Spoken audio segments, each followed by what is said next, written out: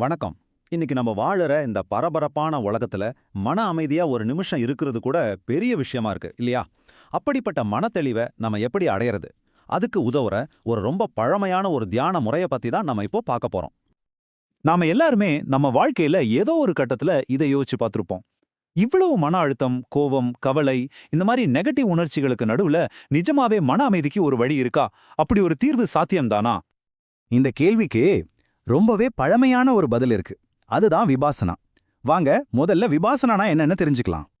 முதல்ல விபாசனாங்கிற வார்த்தைக்கு என்ன அர்த்தம்னு பார்க்கலாம். இது ஒரு பாலி மொழி சொல். இதோட நேரடி அர்த்தம் உண்மையிலே என்ன இருக்கோ அதை அப்படியே பார்க்கறது. கேட்கறதுக்கு ரொம்ப சிம்பிளா இருக்கு இல்லையா? ஆனா இதுக்குள்ள ரொம்ப ஆழமான ஒரு அர்த்தம் இருக்கு. இது ஏதோ நேத்து இன்னைக்கு வந்த டெக்னிக் இல்ல. இது புத்தர் காலத்துல இருந்து கத்துக் கொடுக்கப்படுற ரொம்ப பழமையான ஒரு தியான பயிற்சி.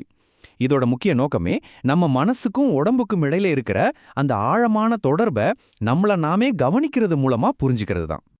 சரி, இதெல்லாம் ஓகே. ஆனா இந்த தியானம் பண்றதால நமக்கு என்ன கிடைக்கும்? இதோட அல்டிமேட் கோல் என்ன? அதைத்தான் நம்ம இப்போ பார்க்க போறோம். இதை நாம ஒரு பயணம் மாதிரி கற்பனை பண்ணிக்கலாம்.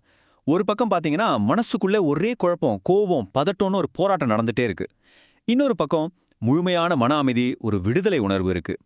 விபாசனாங்கிறது இந்த போராட்டத்திலேருந்து அந்த அமைதியான நிலைக்கு நம்மள கூட்டிட்டு போற ஒரு வழிதான். இங்க ரொம்ப முக்கியமான ஒரு விஷயத்தை நாம புரிஞ்சுக்கணும்.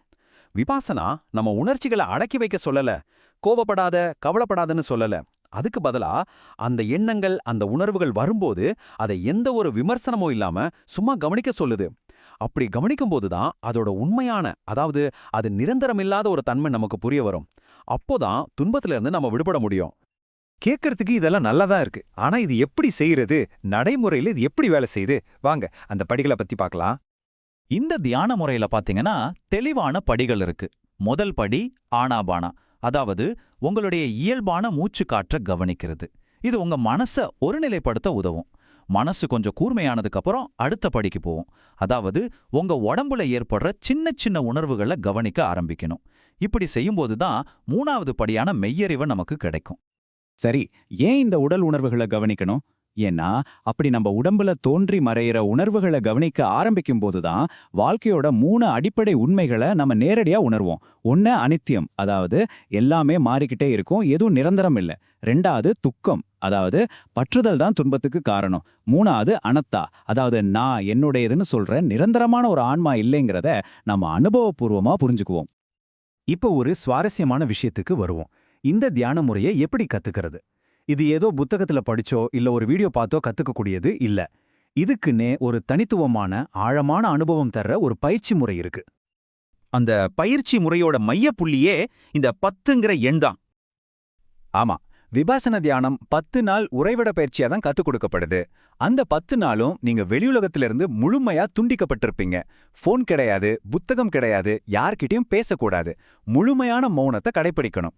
இதுல ஆச்சரியமான விஷயம் என்னன்னா, இந்த பயிற்சிக்கு தங்குறதுக்கு, சாப்பாட்டுக்குன்னு எந்தவித கட்டணமும் கிடையாது. இதுக்கு முன்னாடி பயிற்சி எடுத்துட்டு போனவங்க கொடுக்கற நன்கொடையில தான் இந்த மையங்கள் இயங்கிட்டு இருக்கு. சரி, இவ்வளவு கடினமான ஒரு பயிற்சியை 10 நாளைக்கு செஞ்சதுக்கு அப்புறம் என்ன ஆகும்? இதனால நமக்கு கிடைக்க போற நீண்டகால பலன்கள் என்ன? அதை பத்தி இப்ப பார்க்கலாம். இந்த தியானத்தை நீங்க தொடர்ந்து பயிற்சி செய்யும்போது 3 முக்கியமான விஷயங்கள் உங்களுக்குள்ள வளர ஆரம்பிக்கும். 1, உண்மையான மன அமைதி. 2வது, உங்க உணர்ச்சிகளை கட்டுப்படுத்துற திறன். 3வதா, சமநிலை, அதாவது எது நடந்தாலும் அதை சலனம் இல்லாம ஏத்துக்கிற பக்குவம். இதனால உங்க அன்றாட வாழ்க்கையில என்ன மாற்றம் வரும்னு கேட்டீங்கன்னா, ஒரு பெரிய மாற்றம் வரும். வாழ்க்கையில நமக்கு பிடிச்ச விஷயங்கள் வரும்போதும் சரி, பிடிக்காத விஷயங்கள் வரும்போதும் சரி, அந்த ஆசைகள்லையும் வெறுப்புகள்லையும் சிக்கி தவிக்காம அதை ஒரு சமநிலையோட கையாளும் திறமை உங்களுக்கு வந்துடும். இங்க ஒரு விஷயத்தை நாம தெளிவா புரிஞ்சுக்கணும். விபாசனாங்கிறது ஒரு மதம் கிடையாது. இதுல எந்த சடங்குகளும் இல்ல, நம்பிக்கைகளும் இல்ல. இது மத எல்லைகளை எல்லாம் தாண்டின, மனசை சுத்தப்படுத்துற ஒரு அறிவியல் பூர்வமான பயிற்சி. யார் வேணும்னாலும் இதை கத்துக்கலாம். கடைசியா இந்த முழு விளக்கமும் நம்ம மனசுல ஒரு ஆழமான கேள்வியை எழுப்புது. நம்ம வாழ்க்கையில நடக்கிற விஷயங்களை மாத்தணும் நாம எந்நேரமும் போராடிட்டே இருக்கோம். ஆனா ஒருவேளை உண்மையான சுதந்திரம் அப்படி மாத்த முயற்சி பண்றது இல்லாம அந்த யதார்த்தத்தை அது எப்படி இருக்கோ அப்படியே எந்த ஒரு விருப்பு வெறுப்பும் இல்லாம கவனிக்கிறதுல தான் இருக்குமோ? ஒருவேளை இதுதான் விடுதலைக்கான உண்மையான பாதையா இருக்குமோ?